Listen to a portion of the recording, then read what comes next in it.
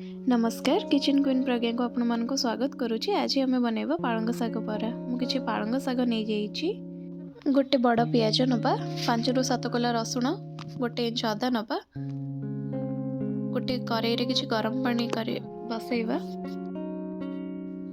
पानी को घोड़े दबा और भल भाव में फुटिया पे छाड़ी दबा। पानी टी फुटिला परे अनुसार लुण ऐड करबा। सेतरे पालंग शाग को सब पकई दबा। 2 ରୁ 3 मिनिट गरम करबा जमती पालंग शाग सॉफ्ट हो जिवो। तापर ताको आमे छाणी नबा। बेसी पालंग शाग को सिझेले भल लागेनी। 2 ରୁ 3 मिनिट रे हो जिवो।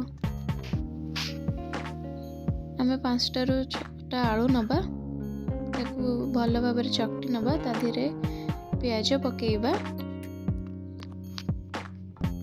ता धीरे अदा रसुण रो दरदरा छेचा करी पेस्ट पकेइबा। गोटे चम्मच हळदी गुंड,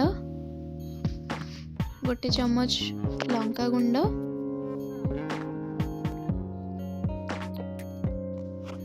गोटे चम्मच चिकन मसला पकेइबा। पालंग शाग जो सिझा होता ताको आधे पके 5 चम्मच बेसन गुंड दबा। ये देले भल भाव मोर बाइंडिंग टा हम ताको भल भाव गोल दबा। आधे स्वाद अनुसार आम लुण पकेइबा। गोटे पैन गरम करिया को बसई दबा। से 4 चम्मच सोरिष तेल नबा। आम जो प्रस्तुत कर रखि बरा गुड़ी को सब तेल रे भल भाव में देदबा।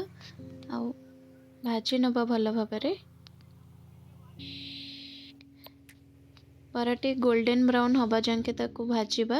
आमर भजाटी हो आसलानी।